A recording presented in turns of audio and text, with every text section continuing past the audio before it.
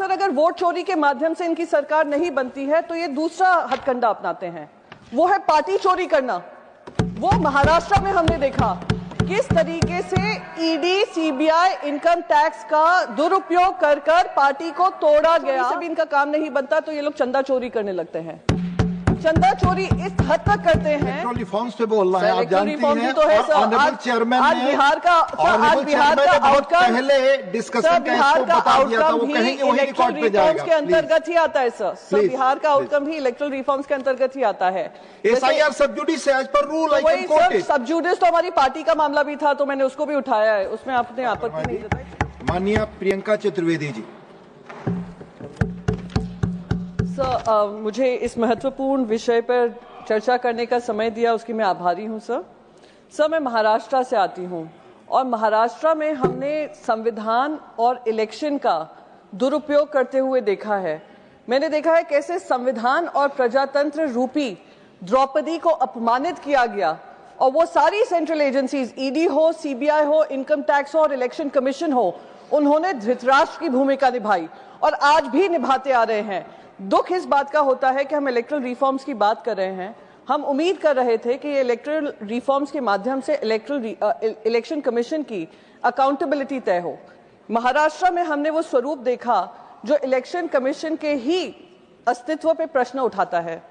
Sir, उन्होंने 3 हमले किए हैं इलेक्शन कमीशन के माध्यम से। सरकार को ही मैं दोष दूंगी, 3 हमले हुए हैं।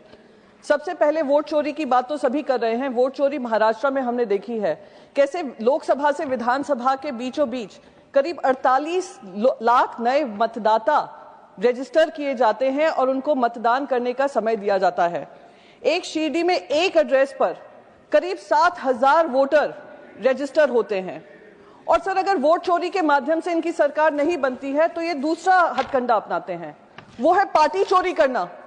वो महाराष्ट्र में हमने देखा किस तरीके से ईडी, सीबीआई, इनकम टैक्स का दुरुपयोग कर पार्टी को तोड़ा गया और पार्टी तोड़ने के बाद वही स्टेट इलेक्शन कमिश्नर का इस्तेमाल कर स्टेट इलेक्शन कमीशन का इस्तेमाल कर पार्टी का नाम और पार्टी का सिंबल दूसरों के हवाले कर दिया गया। और आज 3 साल हो गए हैं, हम वही लड़ाई सुप्रीम कोर्ट में लड़ रहे हैं। ये लड़ाई नहीं लड़नी होती है सर, सुप्रीम कोर्ट जाने की जरूरत नहीं पड़ती अगर इलेक्शन कमीशन पुख्ता होता, पर इलेक्शन कमीशन को ही खोखला कर दिया गया है सर। तीसरा बहुत महत्वपूर्ण बात कि अगर पार्टी चोरी से भी इनका काम नहीं बनता तो ये लोग चंदा चोरी करने लगते हैं। चंदा चोरी इस हद तक करते हैं कि इलेक्ट्रल बॉन्ड्स के माध्यम से पैसा इकट्ठा करते हैं और वो इलेक्ट्रल बॉन्ड्स के माध्यम से क्विड प्रो को होता है। टेंडर दिए जाते हैं, उन लोगों को अहमियत दी जाती है, उनको लैंड पार्सल्स दिए जाते हैं, उनको सिंगल हैंडेडली बिजनेस करने का मौका दिया जाता है। और अगर वो विपक्ष को पैसा दे दें, वही कंपनीज विपक्ष को पैसा दे दे इलेक्ट्रल बॉन्ड्स के माध्यम से, तो उनके ऊपर ईडी, सीबीआई, इनकम टैक्स छोड़ दिया जाता है। सर, यही आज देश की हकीकत है, इसी की लड़ाई हम लड़ रहे हैं। आज बिहार में भी, मैं बिहार जैसे ही बोलूंगी, शायद सर आप मुझे सुप्रीम कोर्ट का हवाला देंगे, मैटर सब जुडिस है। इलेक्ट्रल रिफॉर्म्स पे बोल रहा है, आप जानती हैं। तो है सर, आज बिहार का आउटकम पहले डिस्कशन बिहार का आउटकम भी इलेक्ट्रल रिफॉर्म्स के अंतर्गत ही आता है सर। बिहार का आउटकम भी इलेक्ट्रल रिफॉर्म्स के अंतर्गत ही आता है। SIR sub judice as per rule I can quote it. Sub judice तो हमारी पार्टी का मामला भी था तो मैंने उसको भी उठाया है, उसमें आपने आपत्ति नहीं जताई। पर क्योंकि नहीं, मैंने पूरा बताया आपको कि माननीय चेयरमैन ने डिस्कशन से पहले ही Priyanka ji scope of discussion बता दिया था। All members are supposed to follow.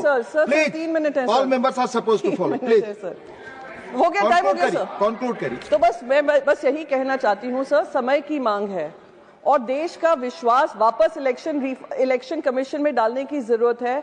तो इलेक्शन कमिश्नर को जिस तरीके से सरकार बचाव करती है, खुद इलेक्शन कमीशन आकर ट्रांसपेरेंसी और अकाउंटेबिलिटी अपनी तय करे और जनता में फिर से वोटिंग का जो इंपॉर्टेंस है, महत्व है, उसका पूरा जिम्मेदारी निभाए। Thank you so much. जय हिंद, वंदे मातरम।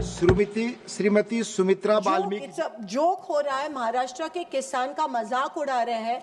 स्पीकर महोदय, एक किसान के खाते में सिर्फ 6 रुपए जमा हुए।